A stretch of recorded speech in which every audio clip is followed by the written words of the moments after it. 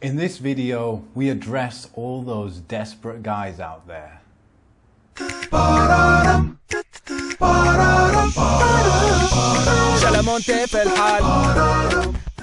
Assalamu alaikum wa rahmatullah. Ameen here with Seerah Masters, developing the Muslim mindset for success. And a few hours ago, Nouman Ali Khan, he posted on his Facebook a little rant about all the emails he gets from a certain type of guys. And he went through, what the emails usually look like, and it's pretty funny, but also it's obviously a very big issue. And so I wanted to address it. Just before we get into it, let's just take a look at what he said. So he said, usually the email goes a bit like this: brother, I'm a good Muslim. I went to a conference or a speech or a convention or whatever, and I met a Muslim sister there. We only Facebooked and we only discussed Islam, but I must marry her. She lives in Japan, Bangladesh, wherever, and I'm only 17, living in my parents' basement in New Jersey. What should I do? We both like each other for Islam. Her parents don't like me, and I can't tell my parents because they think I should get an education. But brother, didn't the Sahaba radiyallahu anhum marry young, and they had no degrees, right? So basically, what do I do? Blah, blah, blah. So this seems like a really common thing, and it's something that we hear all the time. We always talk about, I always see on social media, people talk about desperate guys. These guys, they're desperate to get married for whatever reason, right? And so, yeah, like he's kind of getting annoyed at it, and he must get loads of emails at it. But what I always like to do is, even if I can't really understand, I've never been in this situation, I try to empathize and say, okay, they must be, truthful in what they're saying. It must come from somewhere. Let's try and understand it. And so maybe we can help them in that way. And so I want to tackle some of the mindsets that are coming up. Where is this idea coming from, which seems to be quite common? And so I think the first comes down to an idea of entitlement, the mindset of entitlement. And entitlement, I think it comes down to two different ways of thinking. So the first mindset I'm talking about is entitlement. Now, I'm breaking this down into two ways of thinking of entitlement. The first is that, I'm entitled to others' help. Yeah? People should help you. The world should help you. They owe you whatever, help, whatever. In this case, people should be the ones, they should be the ones getting you married. The girl that you want to get married, her parents, they owe you to accept your thing. And so the world there is out there, and it serves you. It's all about the world serves you. Okay, that's one way of looking at it, and this is what happens when you're used to it. You're used to people serving you. Used to, you get things so much without much effort that you think like the world owes you something. The other way of thinking of things is that, you gotta, if you want something, you've got to get it yourself.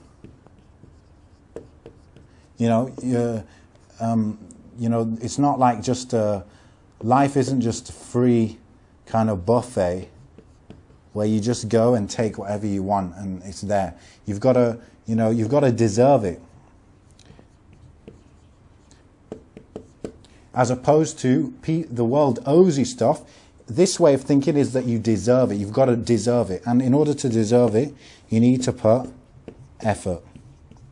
So this person, they think that the way they are, even without a job, no matter what they've got, they think that the world owes them to help them. And then this person, they believe, the way they think is that they got to put effort, and then enough effort until they deserve it. And even when they put effort, they realize that they've got to go out there and get it. Okay? And they do not think it's a free buffet. Okay? So these are two types of ways of thinking when it comes to entitlement. The second mindset that unfortunately some of these guys have been raised with, or whatever they end up having, is this freedom, a lot of freedom. For example, you can have a mobile phone. You can have a really nice mobile phone. Your parents buy it for you, and you have it. You have the freedom to use it and to call your friends with it and do whatever you like with it, right? So that's freedom right there. They're giving it to you. But what you don't have, which usually comes with freedom, is the responsibility. So if you break that phone, usually your parents will cover the costs. You don't have to pay for the phone bill. You don't have to pay for your data fees. You don't have to pay if you want a new one or an upgrade or whatever. They'll sort all that out for you. And so you've got freedom without responsibility. And so and accountability for whatever it is that you've got freedom to do. And so usually these two things come together.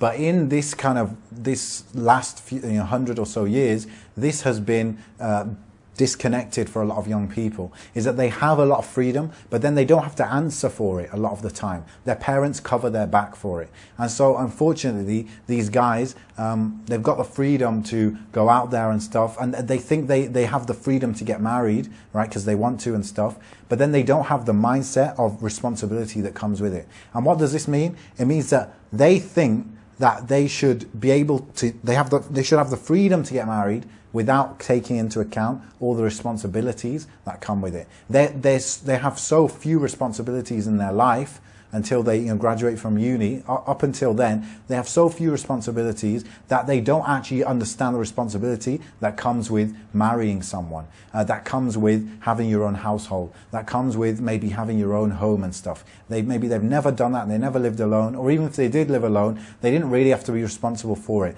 Maybe there was a cleaner that came and cleaned their dorm room or whatever it was, their parents covered their costs, etc., etc. So the point is, unfortunately, they don't know what responsibility really is. And therefore, they're not worried about getting married at 17 because they feel like, oh, there's nothing too much to be worried about, right?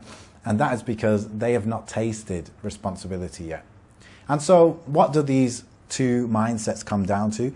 They make you, unfortunately, quite disadvantaged, right? You've grown up with a lot of comforts in life, but also you've got this disadvantage. And so it's good to realize that you've got that at a disadvantage, that you're not this strong person who can take on these challenges, take on the, because you obviously want to get married for a reason, right? Yes, there is fitna out there. There is this test of, holding yourself back. And the Prophet ﷺ, he said one of the biggest test for men is the women, right? We know this. However, people in the past 20 centuries and more and whatever, they had much harder life when they were young and when they were older. And so they had more resilience.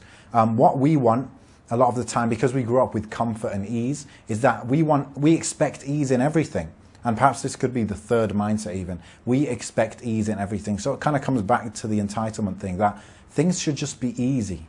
Right? Because, going to school and having a nice phone and my dad picking me up from school and I can go and eat out with my friends and have a lot of fun and have a lot of free time and I don't have to get a part-time job. All this ease, now they translate it onto more adult life things, if you like. So they think, it's easy to get married, and it should be easy to get married, and it should be easy to have a household, and it should be easy to get married, even though I don't have a job yet or whatever. It should be ease because they're used to ease, and they project that onto marriage as well.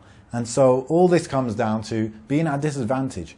And so what I would say, trying to put myself in your shoes, if you're one of these guys, you're in this situation, realize you're at a disadvantage firstly. And then secondly, try to take that first type of mindset we talked about in entitlement, the mindset of, I've got to make it happen. So you want to get married? Great. What comes with it? Responsibility. How do you be responsible? You get a job, or you get a part-time job, or you have a plan, a 3-year plan. How am I going to sort things out? How am I going to take on these responsibilities? If, her parents don't like me, what are you going to do to put yourself in a position so they will like you? You have the freedom to go and talk to girls on Facebook or whatever, right? What responsibilities come with that, right? So this is what you could do. So be proactive, right?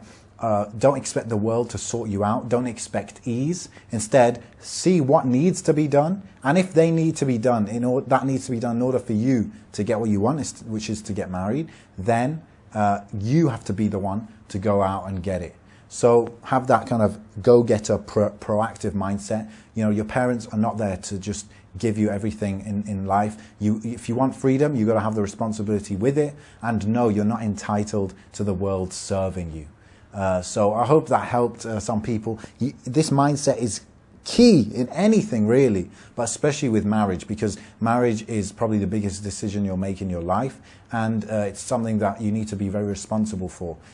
So yeah, without rambling on too much, this has been Ameen with Seerah Masters. If this is the first time you're checking out this channel, then do subscribe. And also every week we put out a new video on Friday, so you'll be getting those in your subscription box.